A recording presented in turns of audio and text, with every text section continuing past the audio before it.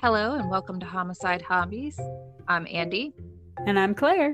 and we're here to talk about some of the disturbing things that go on in the world, past and present. We feel like not knowing doesn't mean the crazy doesn't exist. So we're going to scar you with the knowing. Enjoy. So today we're going to discuss Leonarda Cianciulli, who is known as the first female Italian serial killer. She's also known as the soap maker of Correggio, and she committed her horrific crimes in 1939 and 1940. Do you want to throw out your trigger warnings? I shall.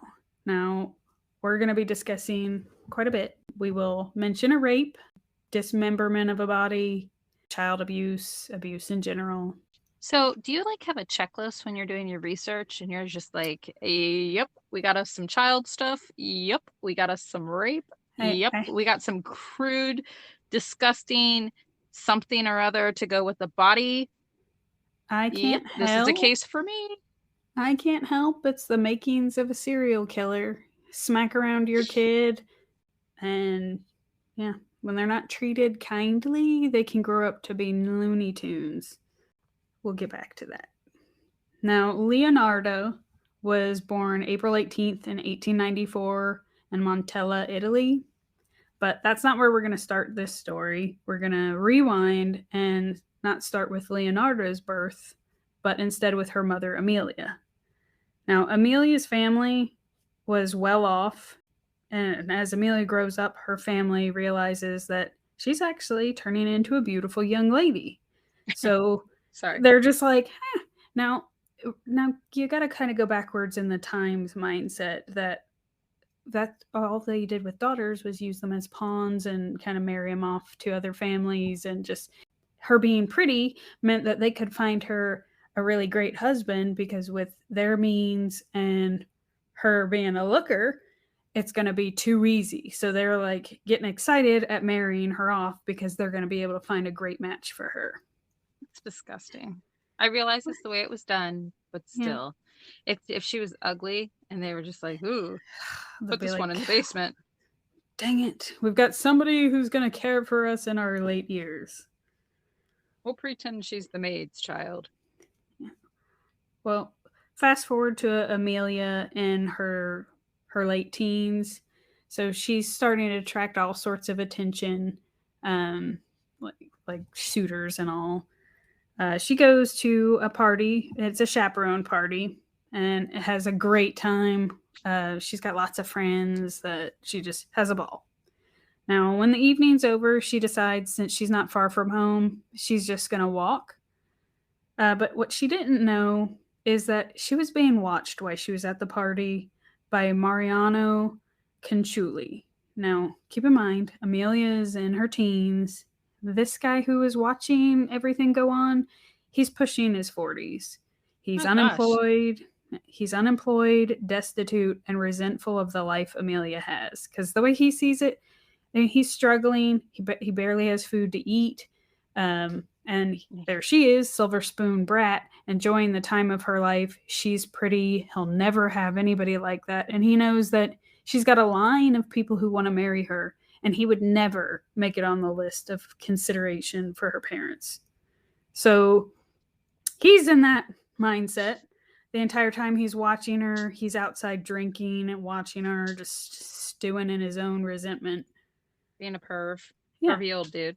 So naturally, when she makes the error to walk home, again, not knowing that he's like lurking in the shadows, he is just drooling at watching her. So naturally, he grabs her, pulls her into like some shrubbery, and rapes her. And then leaves her laying on the ground of the woods, where she lays for hours.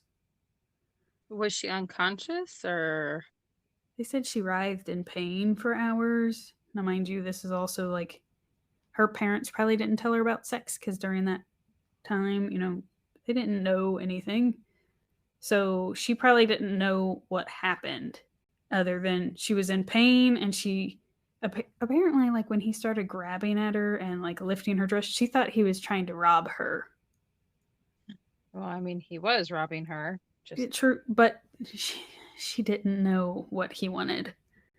But anywho, so she laid there and then eventually like pulled herself together and continued the walk home, where she just got home and laid down in bed in exactly what she was wearing, knowing that she was damaged. She didn't know why, but she knew like whatever just happened was not good, and she's just whatever mindset she was in of what happened. I, I, she just went home and went to bed. Now the next morning, she doesn't tell anybody what happened because she doesn't want to disappoint anyone, and then she's also worried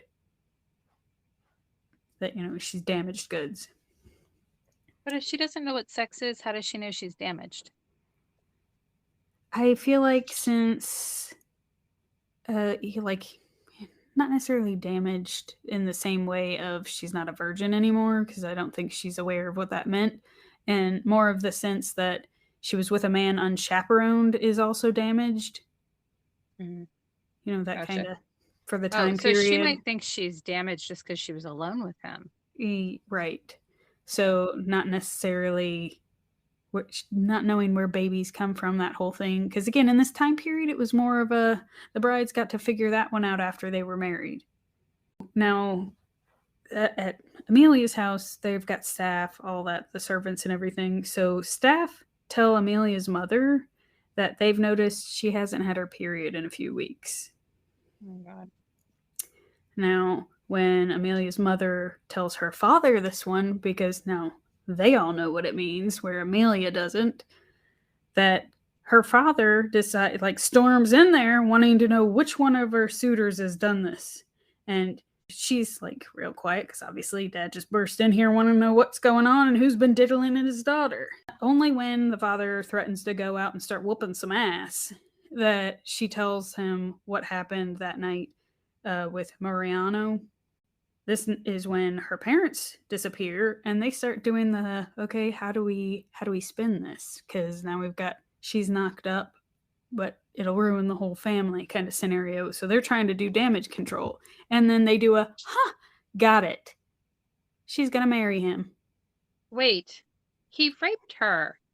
Yes, but the parents are only thinking she can't ruin the whole family. And also in this day and age, if shit like that happened, they would blame the woman and say that she led him on or did something to entice him and he just couldn't resist, kind of scenario. So naturally, they don't see him as the bad guy. It's her fault, even though in reality, not at all. So they decide that's exactly what's going to happen. There's a hasty wedding because they don't want her showing, obviously, because then there's going to be whispers and this is damage control. So she moves in with Mariano in a small home in the poorest part of town. She leaves her grand home, her grand life, her life of servants, of just like all of her friends, everything. Now, because Amelia was born into that life, she doesn't know how to clean. She wasn't taught skills to maintain a home.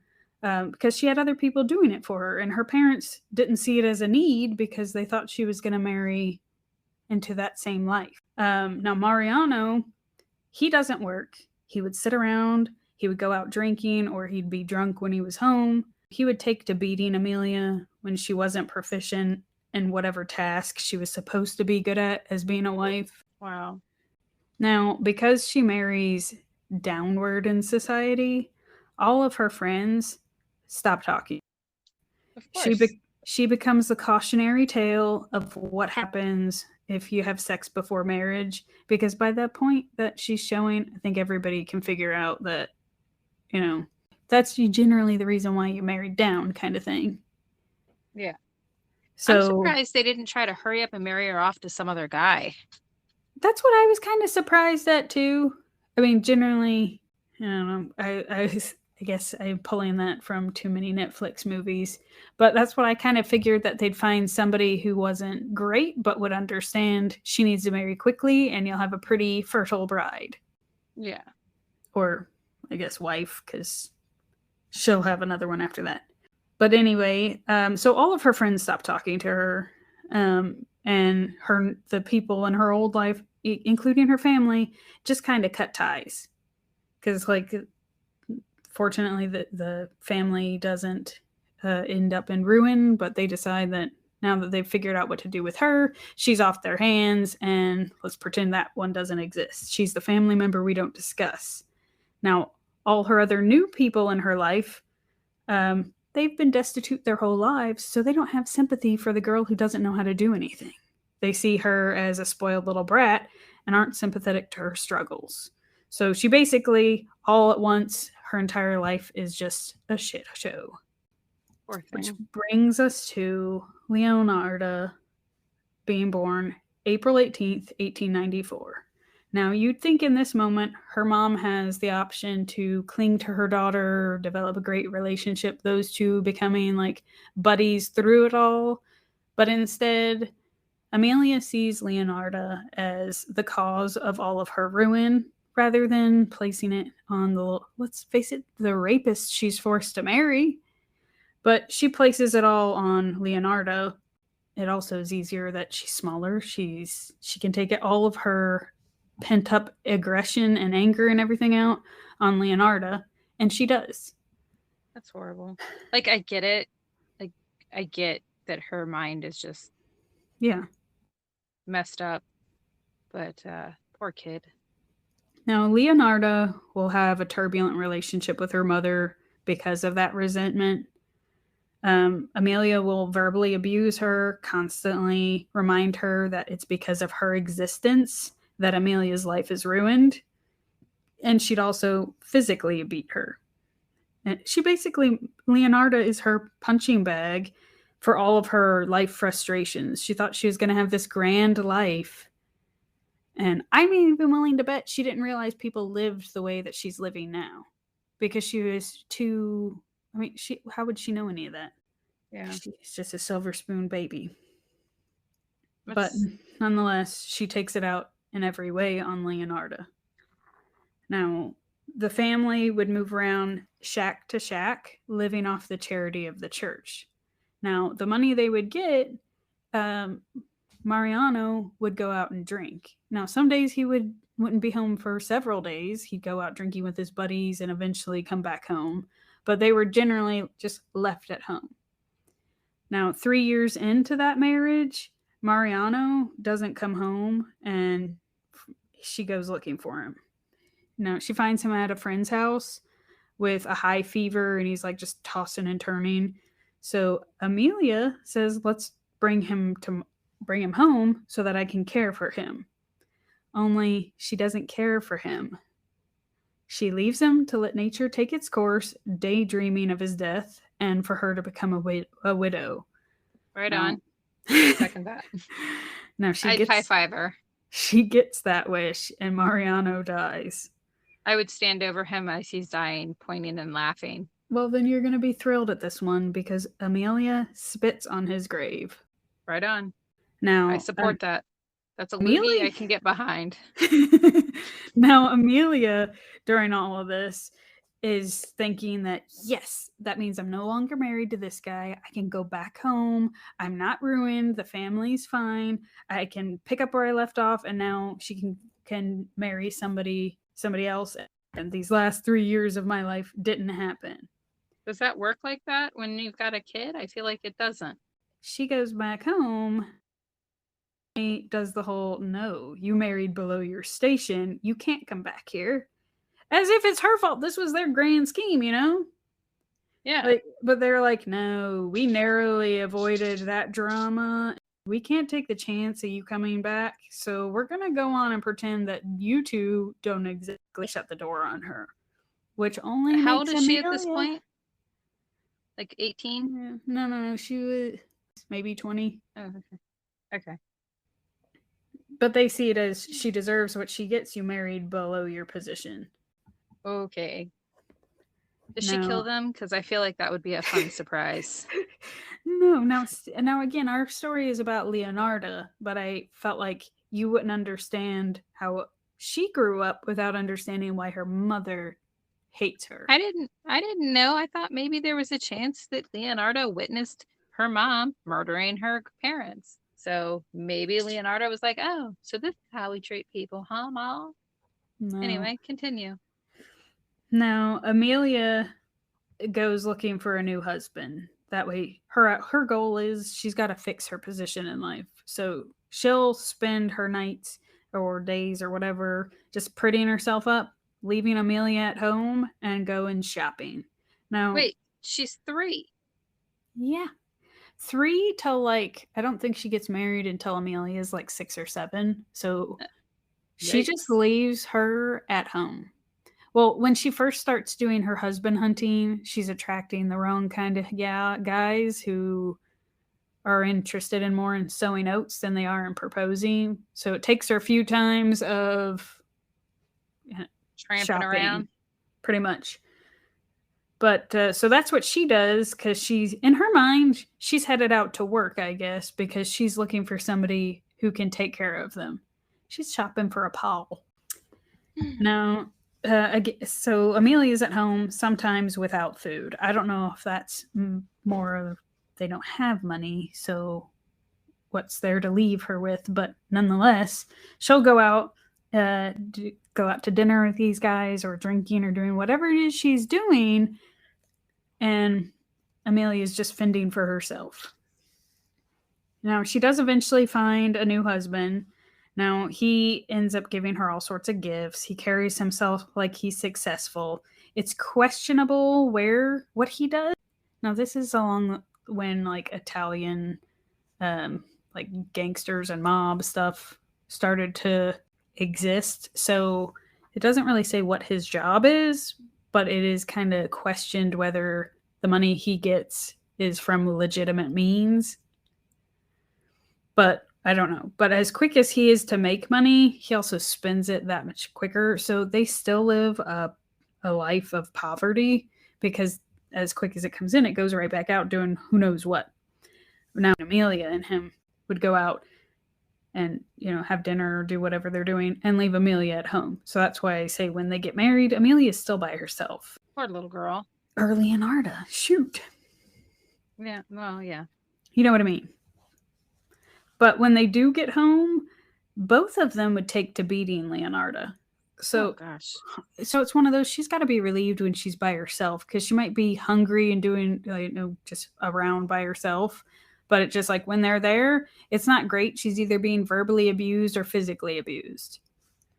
So it shouldn't be a surprise that at 13, she tries to hang herself from the ceiling rafters by tying her bed sheets together.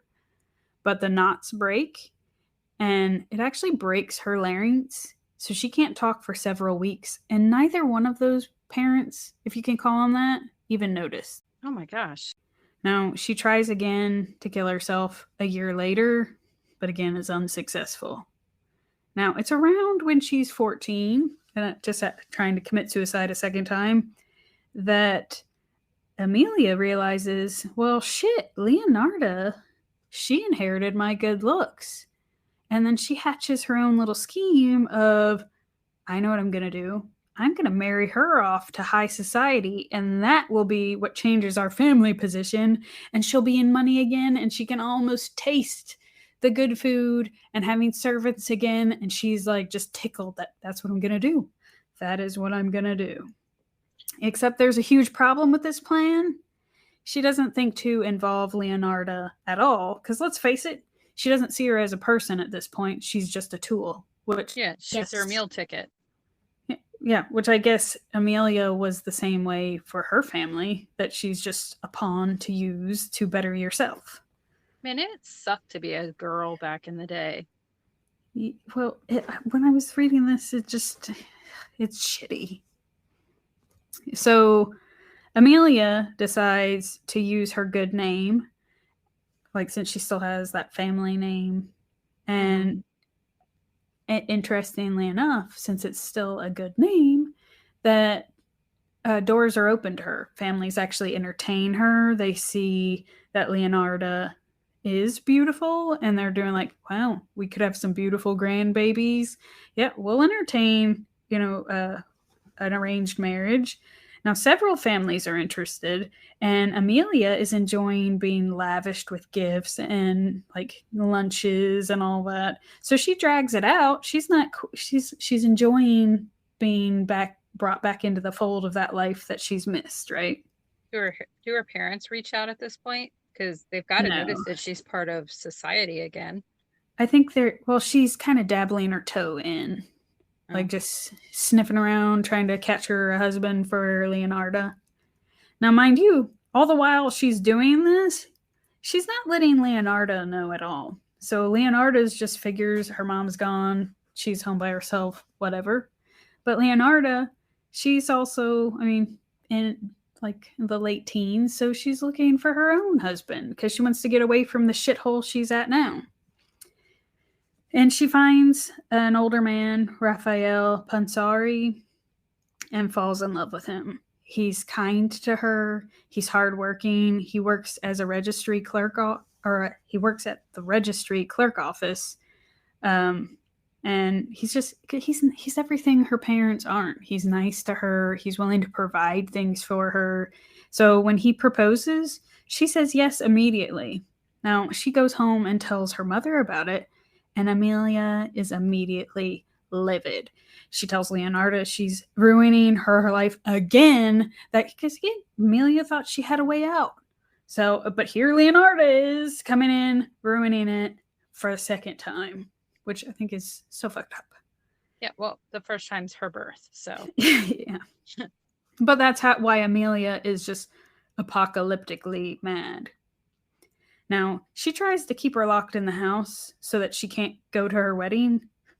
But Leonarda says she's going to marry Raphael. So her mother says, fine, you go ahead, you go marry him, but I'm done with you. And not only that, here's a curse upon you and for the entire rest of your life. Bye. Right? But it's just like, see ya. So they get married, and if Amelia and Leonarda pass each other in town, Amelia pretends she doesn't see her. She's dead to her. Yay. Like, you promise you're never going to speak to me again because you suck. Okay, so Amelia is out of her life from now on. Leonarda decides she's going to go see a fortune teller. So she goes, and the fortune teller tells her that she'll have children, but every single one of them will die. And gosh. And only through a human sacrifice will they survive. To which, that is a horrible ass fortune teller. I mean, they don't tell her any good news. Yeah, that's. Now, how old is she? She's in her 20-ishes. Okay. Now, desperate to verify this information, she seeks a second opinion and goes to a palm reader, who tells her, in your right hand, I see prison, and in your left hand, a criminal asylum. To which I can only imagine her walking out of there just like, what the fuck? She didn't put 2 and 2 together and say, so if I go with the human sacrifice, I'm going to end up batshit crazy in prison. Because that's how I would have taken that. I would have been like, sorry, all my future children, you will not exist because my ass is not going to prison.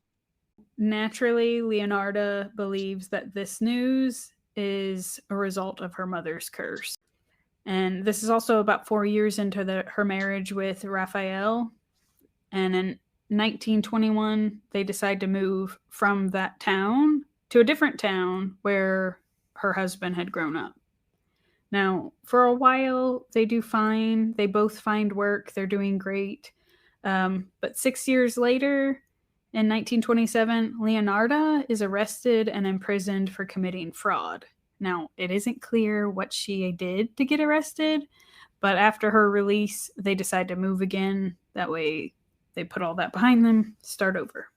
Her husband's a very patient man. But in 3 years, that new home is destroyed by an earthquake. Again, the curse. Is that what we're... Of course.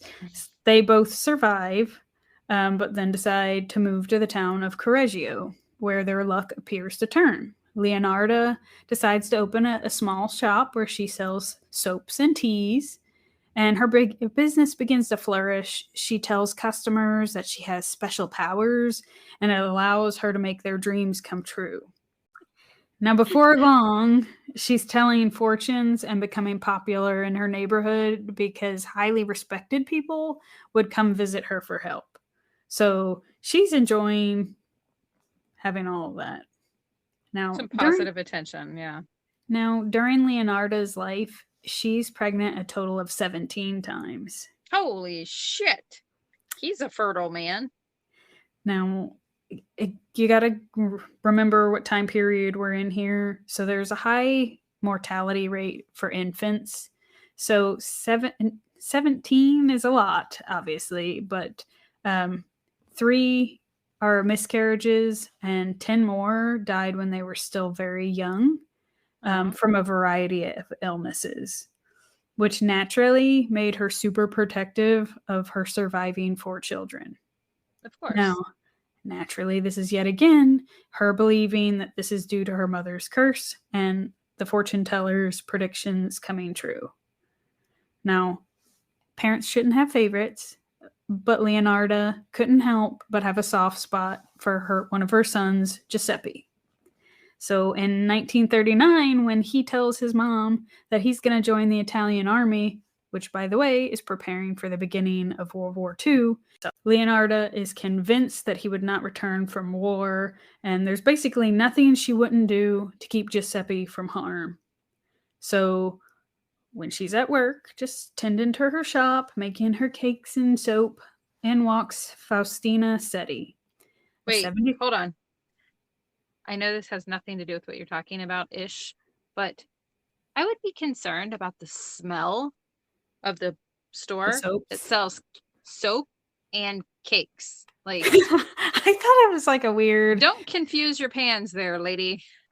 So I kind of figured maybe she made the soaps like in the back and more of the cakes in the front kind of thing.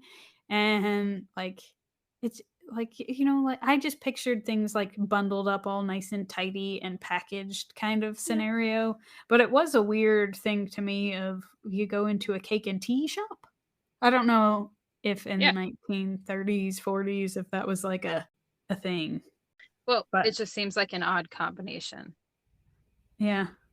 But anyway. I guess if you're going for like luxury items, it's like, I don't know. It's just soaps and teas, lady. I don't know.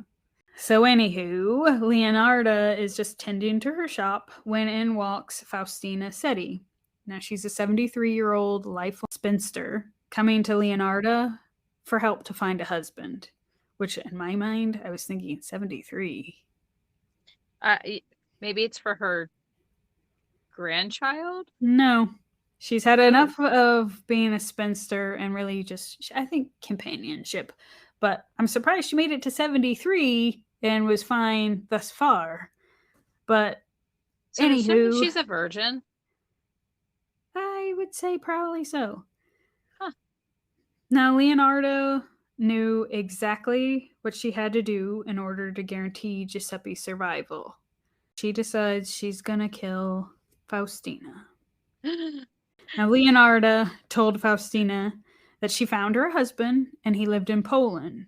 Now, for her services, Leonarda said she would require 30,000 lire, which was all of Faustina's savings. Like her entire life, she's asking her to give up everything, but I guess in Faustina's mind, it's she'll have a husband. So all of her dreams and everything will come true. Now, Faustina, you figure she's gone her entire life without that companionship that she's been dreaming of, is so excited. She begins writing letters to her future husband and would even receive some back. Now, Leonarda... Shut up, Adrian. Leonarda convinced Faustina to keep it a secret and not to tell anyone about her new husband or future husband. Now, obviously, Faustina isn't aware that it's Leonarda who's writing the letters back to her by her future husband. Now, Leonarda would convince Faustina to write letters to her family telling them that she's moved to Poland to marry and was doing fine. Faustina packs her bags, returns to Leonarda, excited, gives her the letters, and then they're like, you know what? Let's drink to your new life. Leonarda hands Faustina a drugged glass of wine, and they toast to her future. Faustina is never heard from again. Now, So Leonarda, I know, I thought it was really sad. Here's this older lady. She thinks her dreams finally came true. She's been writing love letters with somebody who just says all the right things. And she packs everything she has to go live this great life. And it's just like, at least she drugged her, because it's just like, that's how she went out. Yeah. It was at least somewhat peaceful. Hopefully it wasn't like painful drugging and throat on fire kind of drugging. Yeah. Yeah. But props, hey, I got to find the silver lining here though, but props to Leonarda, because at least she was able to like know what the right thing to say was. I get it was to be manipulative, but. Well, you got to keep in mind her husband was kind to her, so True. She knew what won her over, unlike Amelia. He didn't die. I didn't miss that, did I? No, he's just at work doing his man thing. She's just at her work. Her soapy cake store, killing people off. Yeah. All right. Trying to save her favorite boy. Yeah, okay. Now, Leonarda killed her, or killed Faustina with an axe, and drags her body into a closet. Wait. I thought the tea killed her, or the wine killed her. No, because you interrupted. It was a drugged glass of wine, so it basically just incapacitated her and she conked out. Or maybe she was 73 and was a lightweight with the wine. I don't know which, but she's just passed out there.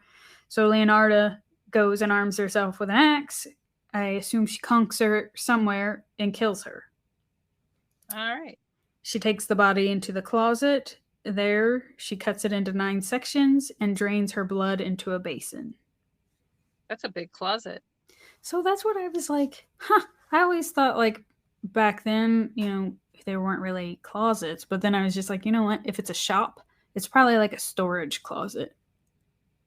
Still. Rather, not really a closet. I mean, it's being used as a closet, but not what you would think like a bedroom closet, but more of like a small storage room. You'd think it would have stuff in there. Yeah, I pictured it on shelves and like you could move around. Yeah. Because, I mean, if she's got enough room to do some chopping. I'm going to say it was tight quarters. Now, in her official statement, she says, I threw the pieces into a pot and added 7 kilos of caustic soda, which I had bought to make soap, and stirred the mixture until the pieces dissolved in a thick, dark mush that I had poured into several buckets and emptied in a nearby septic tank. As for the blood in the basin, I waited until that coagulated, dried it in the oven, ground it and mixed it with flour, sugar, chocolate, milk, and eggs, as well as a few bits of margarine. Kneaded all the items together. I made crunchy little tea cakes out of it and served them to the ladies who came to visit, though Giuseppe and I also gave him a try. Was he a willing participant? Or did she just secretly give him... I feel like she secretly gave it to him, because if you were like, hey, so I killed this lady, try this cake I made out of her blood. I'd be like, I'm gonna go, but good luck with your crazy. And fuck your tea cakes. What I thought was weird, though, is if she was able to, like, which, by the way, I didn't know caustic soap or caustic soda. I did not realize using that for soap. Now, mind you, I don't make soap, but I didn't realize that you could buy some shit that basically liquefies a person. Well, my question for you was, like, was that the meat, or was that, like... everything? Or that's bone and everything? She turned her into mush. That's disgusting. Yeah, so that's why what kind of soap is that? Like, I would be afraid to wash myself. Talk about getting the dirt off. You're going to take off a layer of flesh with it. So it's caustic soda. Now, what I was thinking was that since you know how soaps, they'll use like whale fat and stuff, that you mix it to like break it down to make it whatever consistency, but there's got to be something else you mix into it to neutralize it once it's to whatever you need it to be. But I just didn't understand, if she poured all that into a septic tank, why wouldn't she just pour the blood out too? Why would you need to make it into tea cakes unless you're just fucking weird? I would think it would have a metallic-y, like iron taste to the tea cakes. I don't care how much chocolate you put into it. It had to have like a, ooh, the hell's in these? So I just looked it up because you piqued my curiosity. And caustic soap, also known as sodium hydroxide, is used So for hold up. It's caustic soda that she well, had to yeah, make that's what I soap. meant. Okay, that's what I meant. I looked up caustic soda. It's also known as sodium hydroxide, and it's used for Bleach? unblocking drains, and making soap. But if it's used for unblocking drains, like that's So some powerful isn't that stuff. bleach? I don't know. Well, anywho, it's some pretty strong stuff. But I was confused that, okay, so you get her to a liquidy state that you can pour her into a septic tank, but why would you save the blood still? So, It's but not red velvet cake. good one. Now, Faustina's family members become concerned from her disappearance, but then their minds are put at ease when they get her letters that are in her handwriting. Although they're still irritated with her because they don't understand, she couldn't even bother to say goodbye or tell them herself. She just beat feet and got married. They're not even allowed to meet the guy or be invited to the wedding, none of that. Although hindsight, probably wouldn't have been a wedding with age wise. But they don't think anything of it. She just went off to live her life. Now, Leonarda's shop was frequented by other women just like Faustina, who were also seeking for their dreams to come true. When in walks in Leonarda's second victim, Francesca Soavi. She's a 55-year-old school teacher who was feeling lonely. In exchange for 3,000 lire, Leonarda claimed to have found a wonderful job at a school for girls in another town in Italy. Now, just like with Faustina, she convinces Francesca to not tell anyone of the job until after she moves, but instead write some postcards. She'll send them out to her friends and family after she's left. She'll do that for her. But on September 5th, 1940, Francesca was due to set off and begin her new job, but before she left, she went to visit Leonarda one last time, where she was also toasted with a drugged glass of wine and then murdered with an axe. Now, by this point, an awful smell is coming from Leonarda's little store, which was reported several times by the people living in the area, though no one thought of it much at the time. Wait, if she cooked up the first lady, Francesca, right? Yeah. They just did her blood. What'd she do with the rest of her? Again, she used that caustic soda to make her liquidy and poured her into a septic tank. So her septic tank is what's stinky? I don't understand what would be stinky at this point. I don't know. It's just a bad smell that's coming from her little store. It was just reported. I'm going to guess she lost some service or some customers with that, because I wouldn't go buy cake or soap from a stinky store. Well, I feel like she had to let them sit in that soda for a while, so it had to smell like a mixture of like strong cleaners and still death, why it's all like bubbly. There's got to be a smell, like as those gases mix and air out. I don't care what kind of cookies or cakes you're making to cover up that smell. It'd be like Febreze onto a dog turd. It's not making it better. No. Well, naturally, no one's thinking of what she's doing, and they don't suspect the horrific things that she is. Leonarda's third and final victim is Virginia Cacioppo. who goes to visit her in the hope of finding a new job, just as Francesca and Faustina had. Now, Virginia was a widow and a former soprano singer who had even sung at a famed opera house in Italy.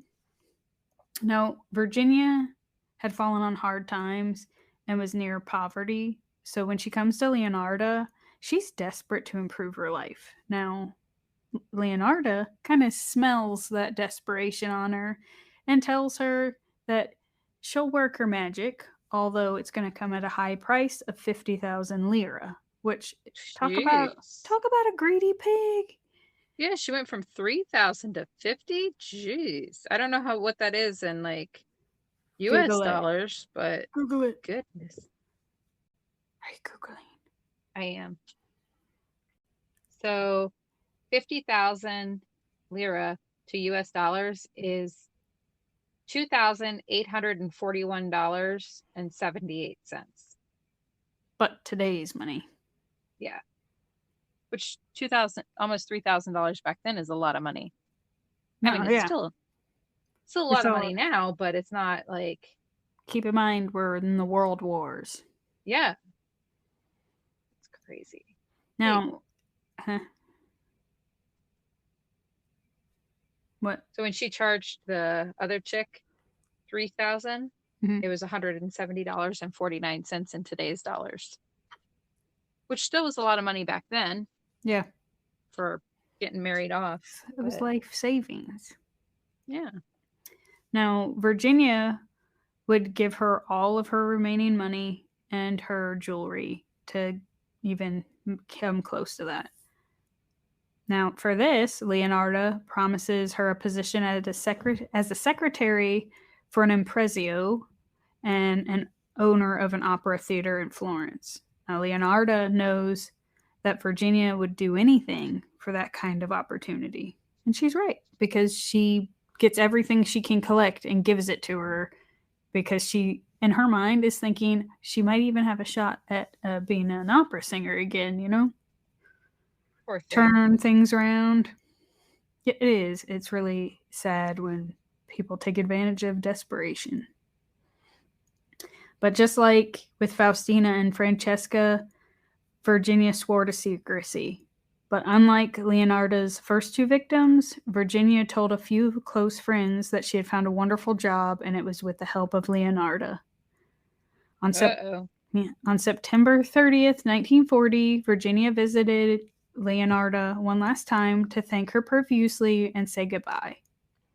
At this time, the people in the town had begun to be suspicious of Faustina and Francesca's disappearance, especially with them being older, unattached women, and also they saw Leonarda before they left, and then after those initial letters, they don't hear anything. So people are kind of getting suspicious of what's going on. And it also is one of those, if it's too good to be true kind of thing. As much of it sounds bad, I feel like they're doing a 73-year-old spinster. She found her a husband in a week. Who is she to have those connections, you know?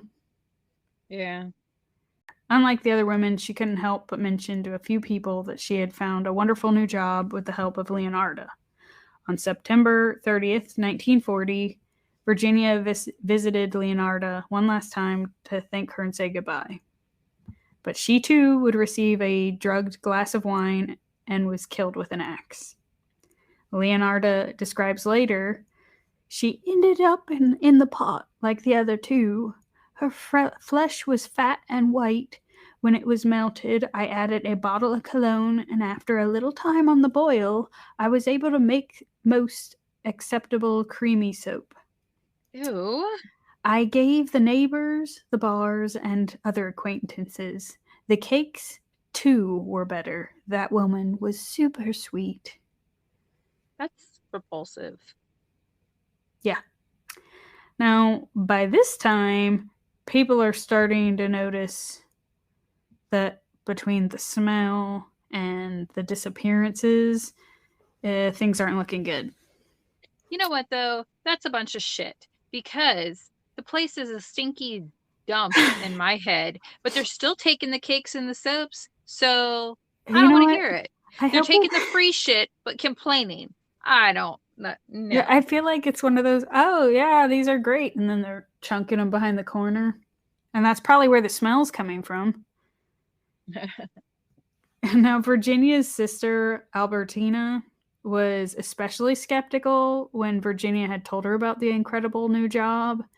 Um, Now, since she also knew that Virginia was going to go say goodbye to Leonarda, that she immediately goes to the superintendent of police to share her fears of her sister going missing, because she's just like, look, she told me this secret. She said she was going to go thank Leonarda. I haven't heard from her since. Now that I know that there's two other ladies that have gone down the same path and they haven't been heard from, I'd say this stinks, but you know what I mean. Mm-hmm. Now, the superintendent of police began investigating and found Leonardo's ability to secure all these miraculous jobs and husbands very suspicious. Now, the superintendent also finds that Leonarda is selling off the three women's clothing and shoes and all the other things she pillaged from them and that was in their bags. And that immediately makes them go, yeah, this is shady as hell.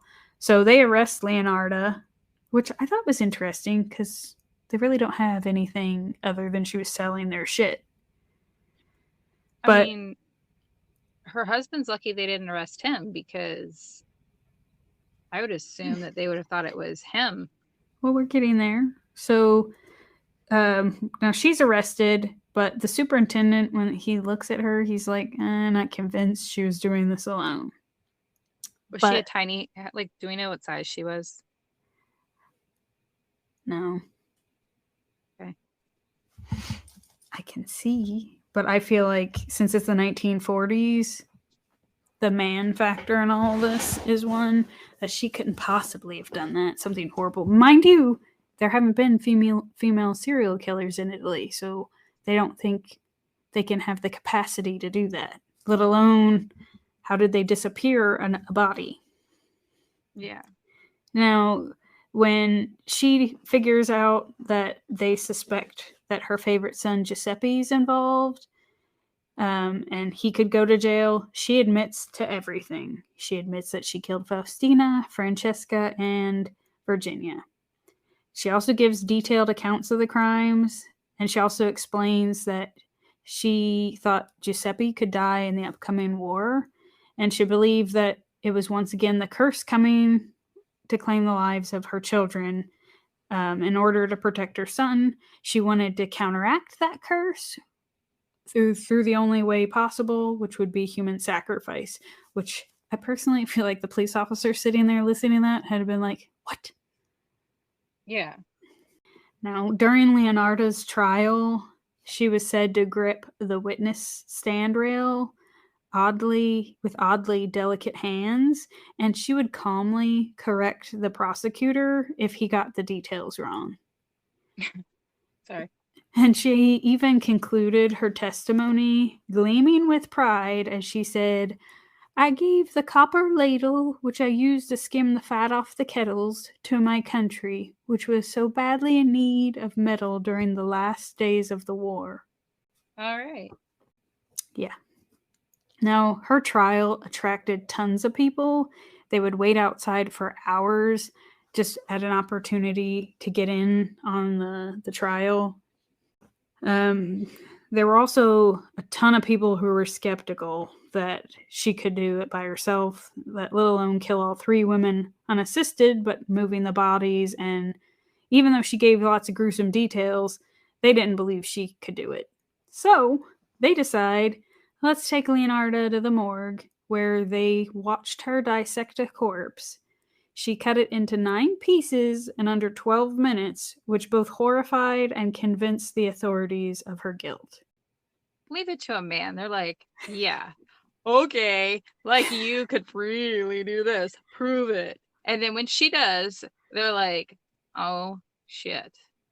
Well, I'd Like, like to know who decided, let's take this prisoner and arm her. Like, but I was just, Also, the looks on their face when she's like carving it up, the guy with the stopwatch is probably like, what's the stopwatch purposes for? I don't know, just to see if she could do it. But like the fact that she did it quickly, which not that I've carved up a body, but I feel like 12 minutes, that is super quick. I'm lacking words. I wonder if she stretched first, like, cracked some knuckles, warmed up, did a couple lunges, like, okay, do you know how go! old she was? So she's 46 when she's arrested. Okay.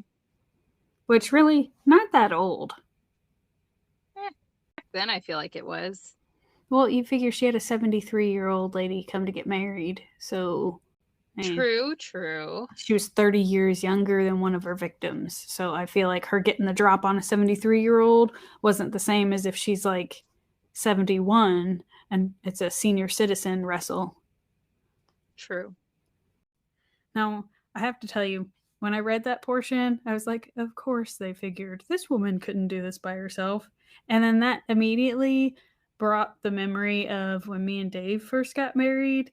I don't know why, but he figured that if he ever had a medical emergency or we were working on the house or something and he was incapacitated, that I wouldn't be able to move him.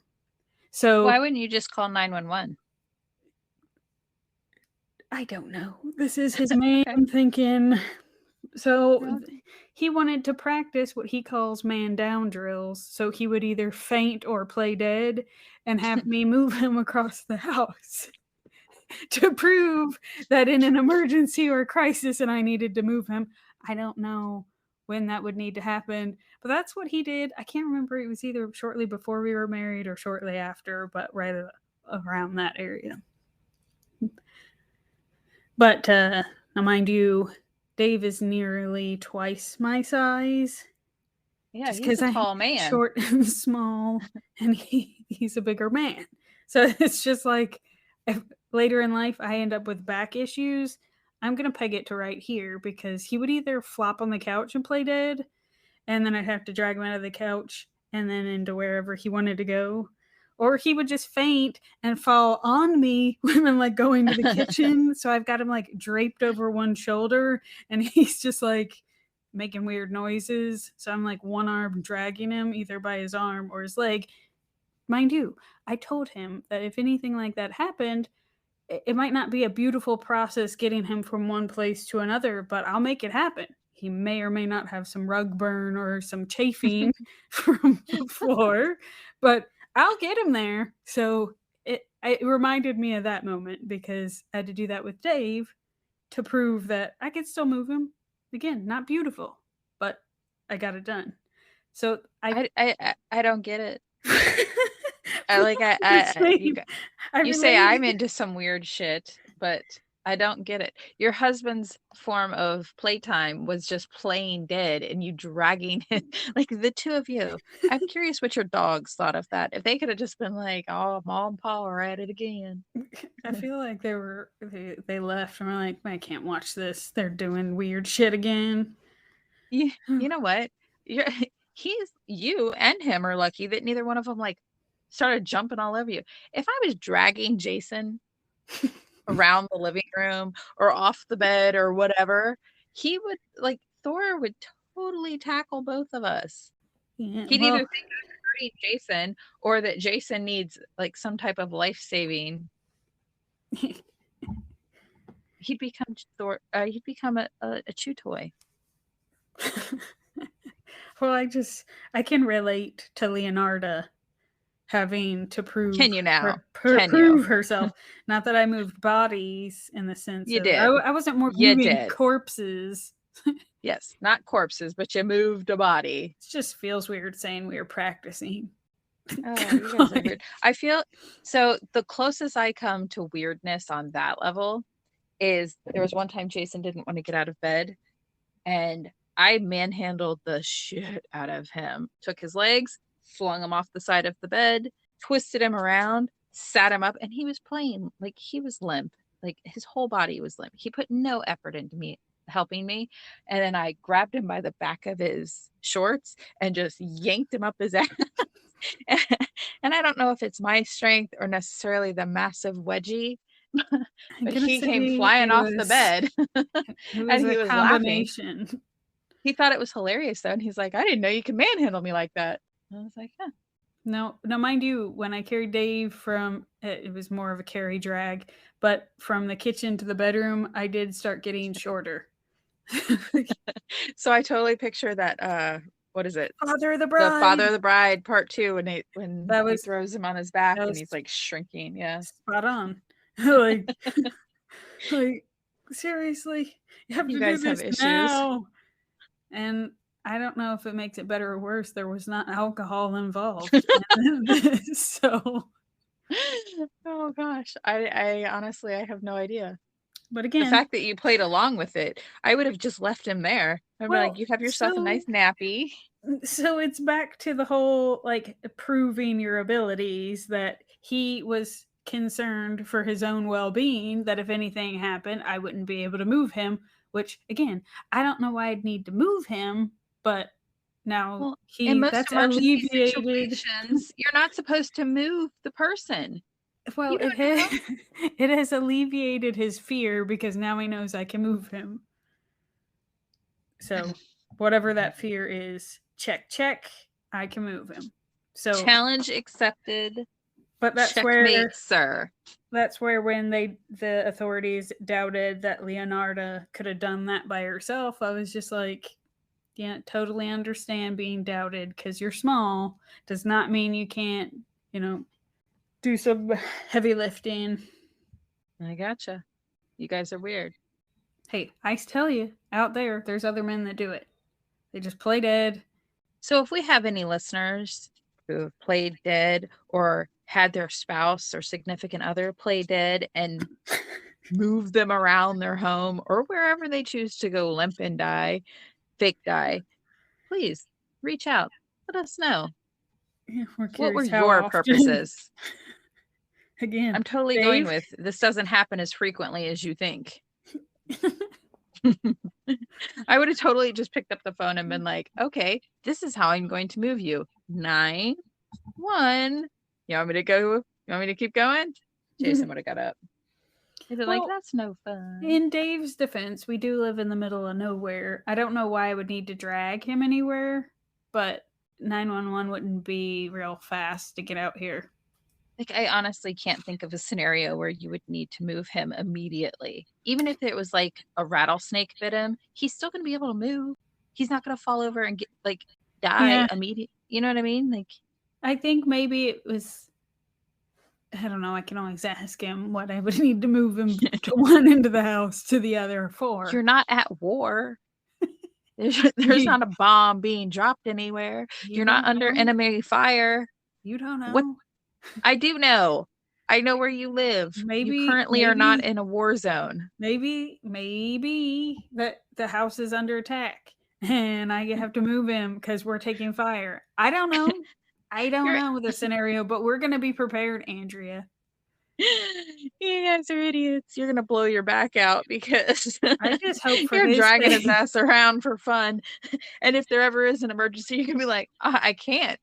You blew that vertebrae in my back practicing. I just hope for his sake it's not one of the times he's walking around the house naked that we take said fire, because if I have to drag him, I don't know which side is better. That like he skins his front half or his back half, although I feel like he'll vote for do the chafing to his butt cheeks. But anywho, we got off topic there. Back to Leonarda. She went to the morgue, dissected a corpse. That convinced authorities that she could do the job. Now, Leonarda was found guilty and sentenced to 30 years in prison and 3 years in an asylum, which was much like that fortune teller had predicted. What is the purpose in doing 3 years in an asylum and 30 years in prison? I felt like they put a 3 years on seeing if she could mentally get away from whatever her issues were. I think it's amazing that they could say she'll be fine after 3 years, then she can do the regular sentences. She got a year per victim and then 10 years per victim. Perhaps. Got it. Did her son live? I'm getting there. Now, Leonarda became known as the soap maker of Correggio. While in prison, she decided to write her memoirs where she included advice on how to turn parts of the human body into soap Oh my gosh. entitled it Embittered Souls Confessions. Now, her pot and a number of other things that she used to boil and chop up her victims were donated to the Criminological Museum in Rome, where it can still be seen today. I wouldn't want to see that. That's weird. I'd be like, yep, this pot held up to the sodium, whatever it was, but she boiled down some victims and then fed them to people and turned them into soap. So after they were done eating them bodies, they washed their hands in those bodies. Okay, so on October 15th, 1970, Leonarda dies of a cerebral apoplexy in a women's criminal asylum, which is the sudden unconsciousness or incapacity from a cerebral hemorrhage or a stroke. So I don't know which one did it. And come to think of it, now that I read this, that I forgot that she did die in an asylum. But maybe she does 30 years and then like the last 3 in an insane asylum, because if she gets out, she's got to be sane. And you figure that's really crazy because she was towards the end of her sentence. Yeah. Makes me suspect of her death. Although, you figure now she's 70 something. Yeah, I don't feel like a she would stroke. Have been running. Yeah, when they stopped letting her carve up bodies, she no longer had her cardio for the day. Yeah. Now, mind you, Leonarda committed those 3 murders to keep her son safe in World War II, and to stop the curse of her mother from killing all her other children. Now, there's not a lot of details on the rest of the children, but I can tell you Giuseppe did survive World War II. I don't feel like that bodes well for the superstitious there. Well, like at least she killed elderly people, I guess. They lived a nice long life. I don't know. Just it's horrible. But for your superstitious people, he lived. Yeah. Well, that's where it's just like, would he have lived without the human sacrifices? I don't know. I mean, I don't blame the rest of her children for like disappearing and hiding away, because shit, like, I don't. Yeah, that's kind of impressive, actually. Which, by the way, for that time period, living into her 70s in jail, I don't know what they're feeding them in Italian prisons, but she had a nice long life. Yeah, she did. What happened to her husband? I don't know. I'm surprised the police didn't try to rope him into it. Why'd they go for the son and not him? So my guess would be, since he worked as a clerk, he probably had alibis of he wasn't there at her shop. He didn't work at the shop. He's working. I know this is going to throw you off, and I'm sorry. So don't yell at me. But how old was he when they got married? He was older, right? Yeah. He was described as older, so if she was in her 40s, yeah, she got arrested, he was probably also on 50s, the elderly 60s. That could probably be why they didn't think of him. They thought of her young, robust son. But I don't understand why they think of him if he was off at war. He's not off at war. He joined the Italian army. But he hadn't shipped out? Yeah. That this was like on the cusp of going to war kind of thing. It's really amazing. Had she done this a couple years later, she probably would have gone under the radar. Right. Because everybody else would have been way more preoccupied. But that's it.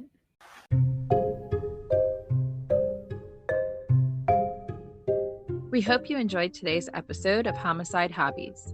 If we made you laugh, if we made you cry, or if we mindfucked you for the day, then we thank you for listening. Please write a review on whatever you're listening to us on. Tell your friends, tell your family, tell your coworkers. We're freaking awesome. And join us next week for another episode of Homicide Hobbies. I'm Andy. And I'm Claire. That's all we've got.